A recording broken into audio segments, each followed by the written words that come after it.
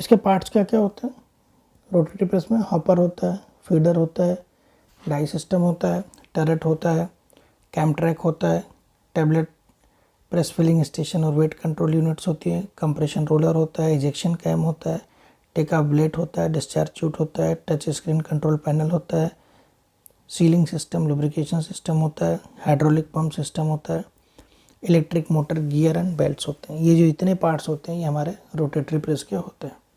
अब हम लोग बात करेंगे पार्ट्स ऑफ रोटेटरी प्रेस। तो इसमें क्या होगा, हॉपर होगा।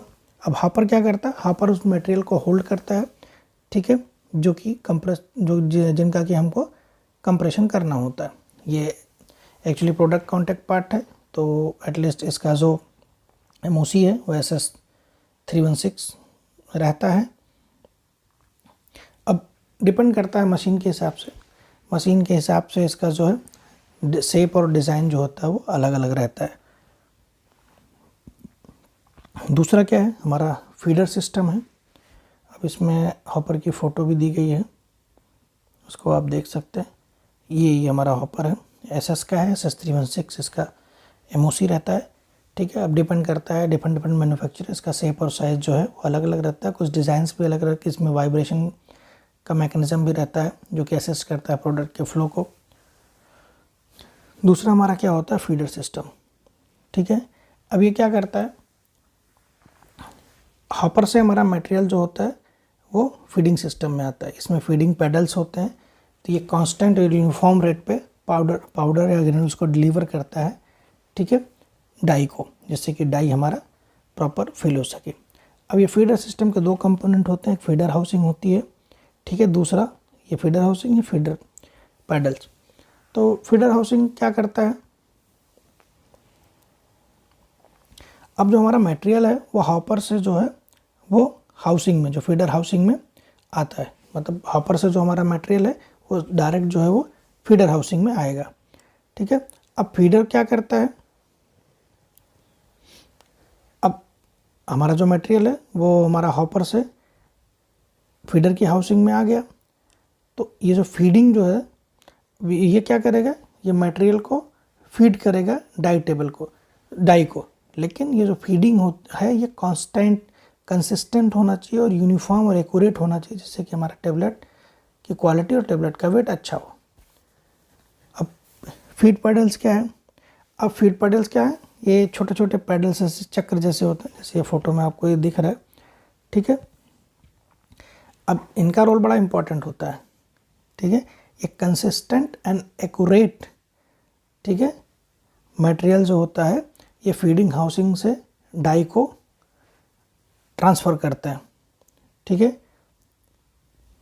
अगर फीड पेडल्स नहीं है, ठीक है, अगर मेरा जो है वो फीड पेडल्स नहीं है और मशीन मेरी हाई स्पीड पे चल रही है, तो उस केस में ऐसा भी हो सकता है कि हमारा जो है वो डाई का पार्शियल फिलिंग भी पॉसिबल है, ठीक है। अगर वो पार्शियल फिलिंग होगी तो हमारा जो होता है वो वेट पे जो है हमारा इम्पैक्ट आएगा और वेट वेरिएशन क्रिएट हो सकता है। अगर मेरा वेट पे इम्पैक्ट है, अगर वेट बराबर नहीं है तो वेट जो है थिकनेस को इम्पैक्ट करेगा और थिकनेस जो है मेरी हार्डनेस को इम्पैक्ट करेगी। तो मोटा मोटी अगर हम बात करें तो फीडर सिस्टम के दो पार्ट्स होते हैं, फीडर हाउसिंग होती है, फीड पेडल्स होते हैं। हमारा जो पाउडर है वो हॉपर से फीडर हाउसिंग में आती है और उसके बाद, ठीक है, फीडर हाउसिंग से हमारा जो फीड पेडल्स होते हैं कांस्टेंट और यूनिफॉर्म रेट पे, जो यूनिफॉर्म रेट से हमारा जो पाउडर है वो डाई को ट्रांसफ़र करते हैं, ठीक है, डाई टेबल को ट्रांसफ़र करते हैं।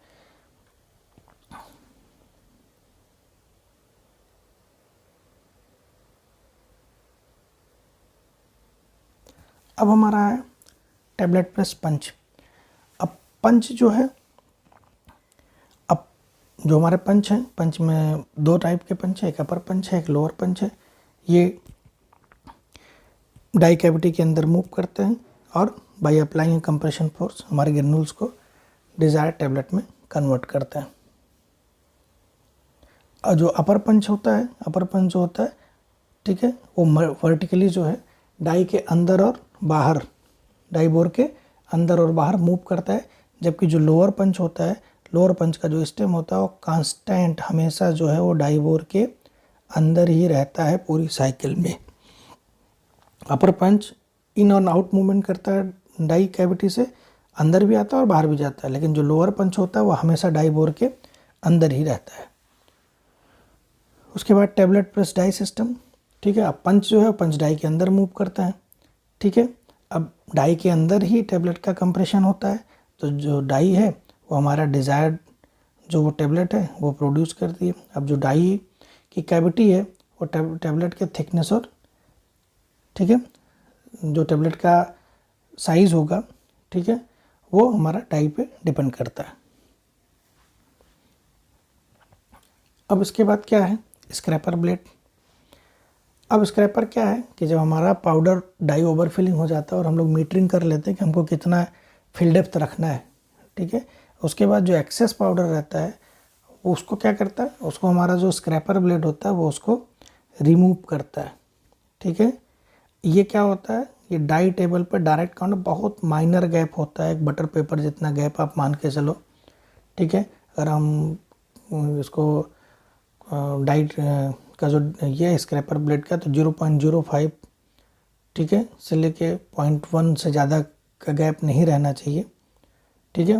बट हमारी कोशिश ये होना चाहिए जितना मिनिमम से मिनिमम गैप हम लोग रख पाए उतना गैप, ठीक है, इसका रखना चाहिए। अब टेबलेट प्रेस टरेट, ठीक है, जैसा कि मैंने आपको पहले ही बताया इसके 3 पार्ट होते हैं। जो अपर टरेट होता है ये अपर पंच को होल्ड करता है, लोअर जो टरेट होता है वो लोअर पंच को होल्ड करता है, और जो हमारा डाई टेबल होता है वो डाई को होल्ड करता है, ठीक है।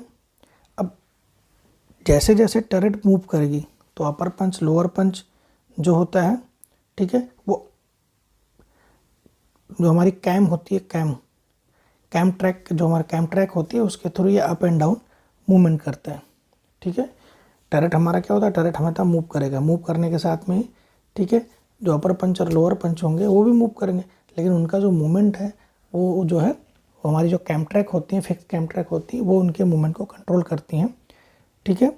जो कि ये कंट्रोल जो है ये लीड्स करता है सीक्वेंस ऑफ फिलिंग, कंप्रेशन और इजेक्शन को। अब कैम ट्रैक जो होती है वो मशीन की क्रिटिकल पार्ट होती हैं। वो क्या करती हैं, अपर पंच और लोअर पंच के मूवमेंट को जो है, ठीक है, वो कंट्रोल करती हैं पूरे कंप्रेशन के ऑपरेशन के टाइम पे। और ये जो हमारे कैम ट्रैक्स हैं ये फिलिंग, कंप्रेशन और इजेक्शन में हेल्प करती हैं। अब filling station and weight control. अब टेबलेट जो कंप्रेशन होती है इसमें जो टेबलेट का वेट होता है मेनली जो होता है वो हमारा कंट्रोल किया जाता है फिल डेप्थ से। जितना ज़्यादा मेरा पाउडर होगा उतना ज़्यादा मेरा वेट होगा, जितना मेरा फिल डेप्थ ज़्यादा होगा उतना मेरा पाउडर फिल होगा, जितना मेरा फिल डेप्थ कम होगा उतना मेरा पाउडर कम फिल होगा। तो मतलब जो हमारी फिल डेप्थ है, ठीक है, वो directly proportional to the weight of tablet. तो इसमें क्या होता है, लोअर पंच जो होता है अप एंड डाउन मूव करता है विद द हेल्प ऑफ, ठीक है, मीटरिंग कैम बोल सकते हो, वेट एडजस्टमेंट रैम बोल सकते हो, ठीक है। तो जो लोअर पंच होगा वो डाई में अप एंड डाउन मूव करता है with the help of weight adjustment ram या फिर मीटरिंग कैम के थ्रू, जो कि टेबलेट के वेट को डिसाइड करता है। अब इसमें क्या है कि जो हमारा फिलिंग कैम है उसका सिलेक्शन बड़ा इंपॉर्टेंट है। अब फिलिंग कैम नॉर्मली अगर आज कुछ ऑपरेटर्स रहते हैं उनके एक्सपीरियंस हो जाता है कि भाई कितना टेबलेट का वेट है तो कौन सी कैम लगेगी, कितने बाई कितने की कैम लगेगी, और वो लोग एक सिंपल फार्मूला, एक रफ मतलब देसी फार्मूला यूज़ करते हैं कि जो भी थिकनेस है टेबलेट का मल्टीप्लाई बाई 2 + 2 mm, मतलब अगर 4 mm का थिकनेस हमको चाहिए तो 4 दूना 8 + 2, ठीक है। तो उस हिसाब से वो फिलिंग कैम डिसाइड करते हैं। बट फिलिंग कैम डिसाइड करने का एक फार्मूला है, तो उसमें क्या होता है, average weight of tablet in mg divide by π/4 × d² × ρ + 2 mm over filling.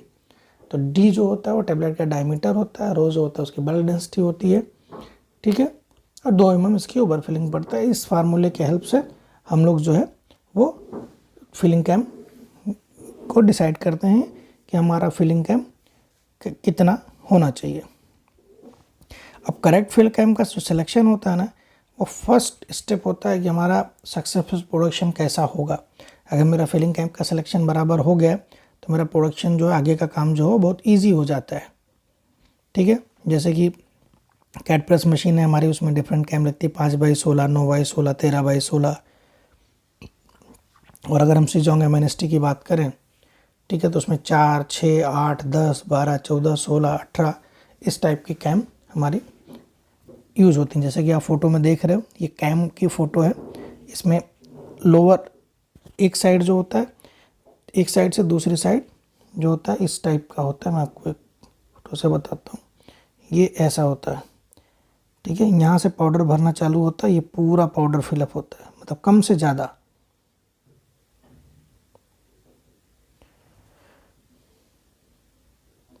ठीक है। अभी क्या है कि फिलिंग कैम क्यों इम्पॉर्टेंट है, क्योंकि इसमें इसी पे यही जो होता है डाई के फिलिंग के लिए रिस्पॉन्सिबल होता है।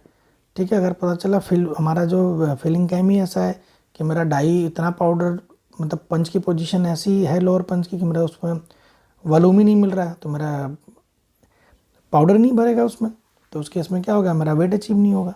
इसलिए जो फिलिंग कैम का सिलेक्शन है वो बहुत इंपॉर्टेंट है। अब इस पे, ठीक है। और ये इनिशियल एक कंप्रेशन फोर्स देता है, जिसका मुख्य उद्देश्य ये रहता है कि जो हमारा इंट्रैप्ड एयर है, ठीक है, वो जो है जो इंट्रैप्ड एयर पार्टिकल्स के बीच में है वो हमारा डाई से निकल जाए। अब जैसा कि मालूम है कि तीन जो मुख्य एनिमी है कंप्रेशन के, तीन मुख्य जो शत्रु हैं कंप्रेशन के, वो एक एयर है, दूसरा मॉइस्चर है और तीसरा फाइंस। ये तीनों जो हैं ये बहुत प्रॉब्लम क्रिएट करते हैं, ठीक है, कंप्रेशन प्रोसेस में। अब जैसे कि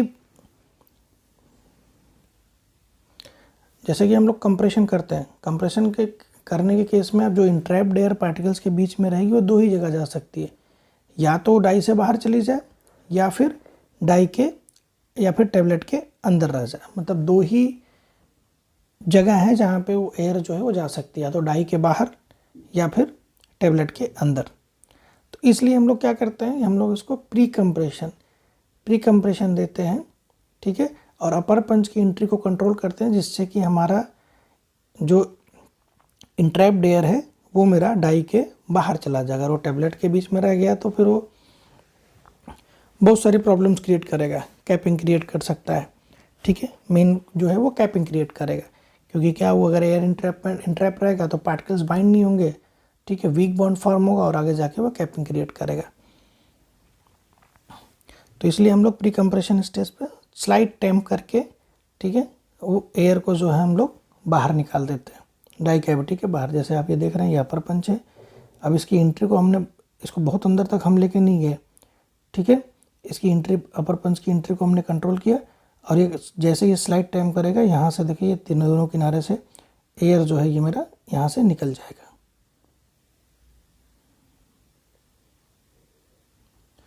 तो प्री कंप्रेशन का मेन उद्देश्य वही है कि हमारा जो इंट्रैप्ड एयर है हम लोग उसको डाई कैविटी से बाहर निकाल दें। अब इसमें क्या है, मेन कंप्रेशन रोलर का काम क्या है, ठीक है,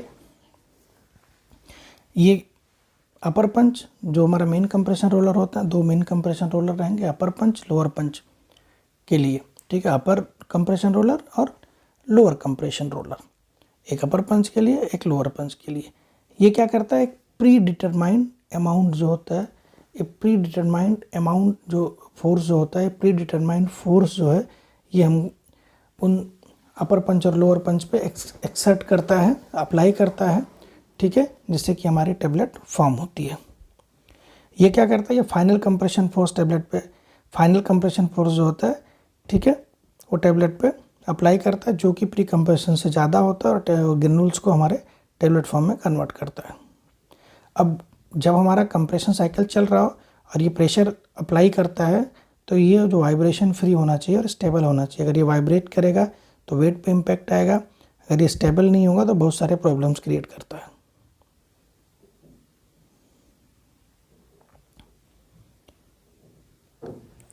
अब अगला जो है ये है हमारा इजेक्शन कैम, ठीक है।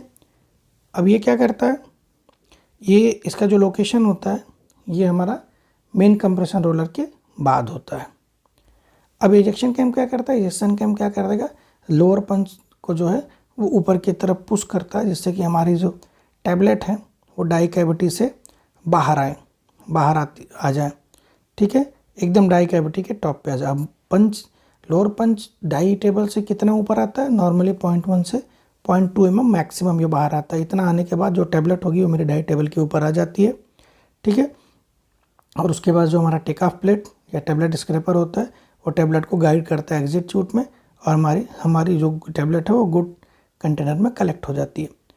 अब पुअर इजेक्शन, अगर मेरा लोअर पंच का मूवमेंट बराबर नहीं हो, पता चला लोअर पंच जो है मेरा वो डाई टेबल बॉडी डाई के अंदर ही रह गया, तो उस केस में क्या होगा, मेरा टेबलेट बराबर इजेक्ट नहीं होगा और आगे जाके वो स्क्रैपर, जो हमारा टेबलेट स्क्रैपर है उससे टेबलेट टच होगा और वो टेबलेट डैमेज हो जाएगी, चिपिंग भी हो सकती है, ठीक है, कुछ भी हो सकता है, वो टेबलेट हमारी डैमेज हो जाएगी और टेबलेट बराबर इजेक्ट नहीं होगी, ठीक है। इसीलिए जो हमारा लोअर पंच का पोजीशन है ना वो एकदम एग्जैक्ट होना चाहिए, जो कि स्मूथ टेबलेट को वहाँ से डाई टेबल से निकाल सके।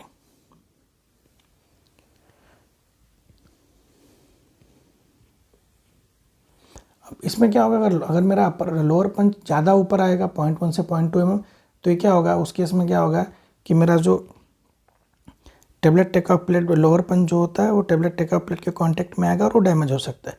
अगर वो ज़्यादा अंदर रह गया तो उसके उसमें टेबलेट बराबर रिजेक्ट नहीं होगी और टेबलेट मेरी डैमेज हो जाएगी। इसीलिए इसका जो पोजीशन है वो बराबर हमको फिक्स करके रखना पड़ता है 0.1 से 0.2 mm।